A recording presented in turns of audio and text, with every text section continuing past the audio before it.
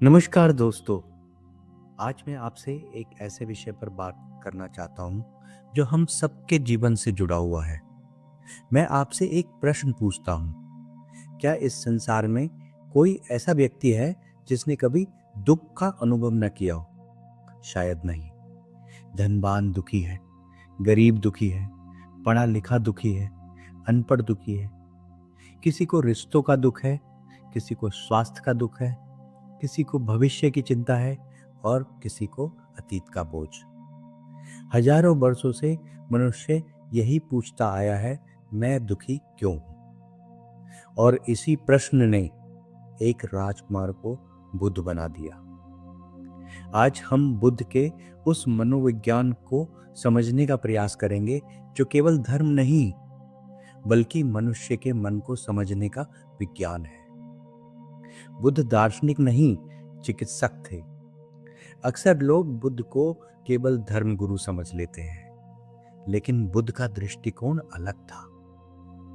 उन्हें इस बात में विशेष रुचि नहीं थी कि संसार किसने बनाया, ईश्वर है या नहीं, आत्मा अमर है या नहीं।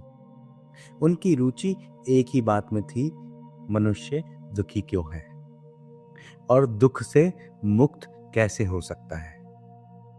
बुद्ध एक चिकित्सक की तरह थे। जैसे डॉक्टर बीमारी का कारण खोजता है और उपचार बताता है, वैसे ही बुद्ध ने मनुष्य के दुख का निदान किया।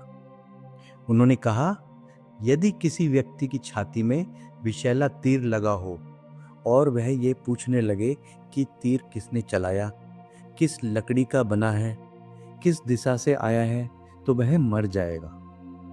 पहले तीर निकालना आवश्यक है। बुद्ध कहते हैं, हमारी स्थिति भी ऐसी ही है। जीवन का दुख हमारे भीतर तीर की तरह धंसा हुआ है, लेकिन हम अनावश्यक प्रश्नों में उलझे हुए हैं। दुख का वास्तविक कारण क्या है?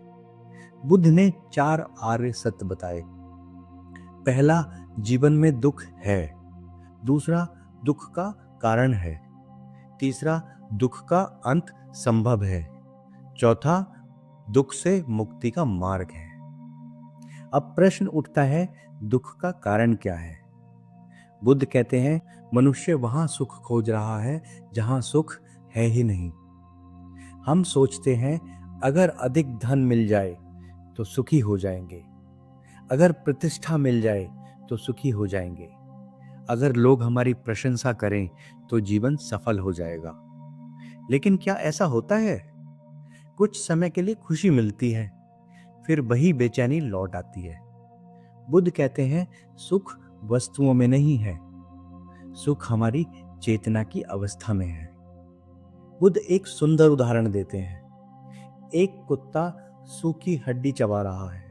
हड्डी से कोई रस नहीं निकल रहा, लेकिन चबाने से उसके अपने मुंह से रक्त निकलने लगता है।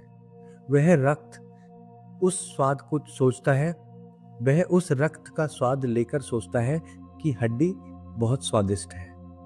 बुद्ध कहते हैं कि मनुष्य भी कुछ ऐसा ही कर रहा है।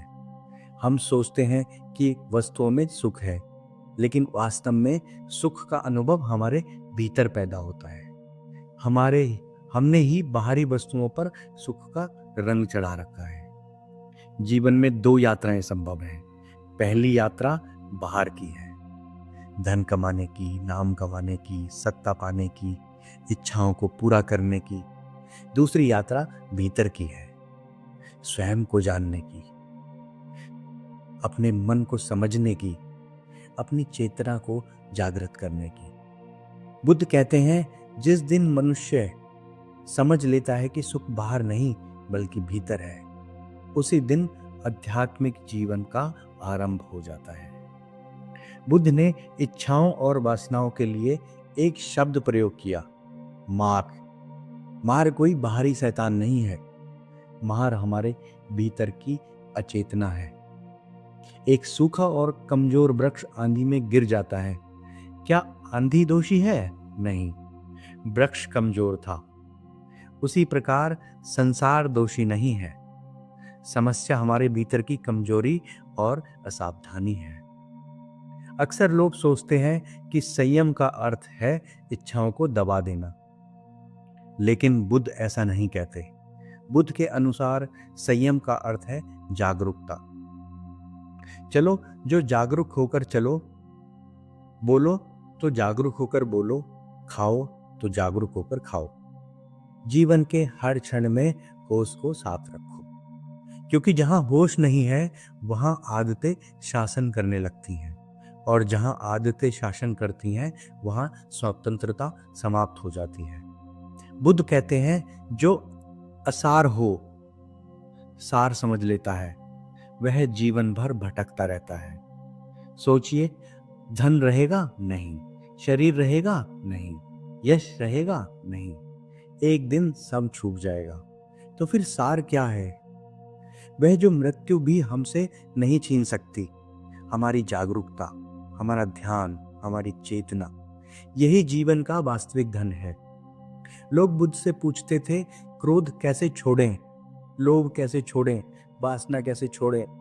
बुद्ध कहते, इनसे लड़ो मत, ध्यान को जगाओ। यदि कमरे में अंधेरा है तो अंधेरे को बाहर निकालने की आवश्यकता नहीं, एक दीपक जला दो, अंधेरा स्वयं समाप्त हो जाएगा। उसी प्रकार ध्यान का दीपक जल जाए तो क्रोध, लोभ और मोह धीरे धीरे समाप्त होने लगते हैं। जीवन एक प्रवाह है। बुद्ध कहते हैं, इस संसार में कुछ भी स्थायी नहीं है। शरीर बदल रहा है, विचार बदल रहे हैं, भावनाएं बदल रही हैं, परिस्थितियां बदल रही हैं। जीवन एक नदी है और नदी की सुंदरता उसके बहाव में है। जो रुक गया वह सड़ने लगा, और जो परिवर्तन को स्वीकार कर लेता है वह जीवन के साथ बहना सीख जाता है। यदि बुद्ध के संपूर्ण संदेश को एक वाक्य में कहा जाए तो वह यह है, बाहर मत भागो, अपने भीतर लौटो।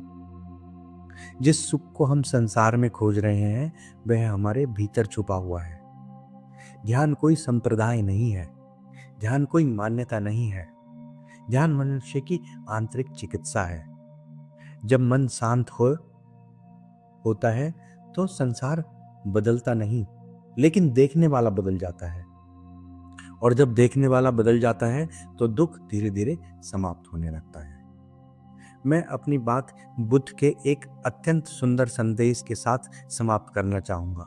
अपे दीपो भवे, अपना दीपक स्वयं बनो, दूसरों के सहारे मत जियो, अपने भीतर जागो, अपने भीतर देखो, अपने भीतर प्रकाश पैदा करो, क्योंकि जिसने स्वयं को जान लिया उसने जीवन का सबसे बड़ा सत्य जान लिया। नमो बुद्धाय। धन्यवाद।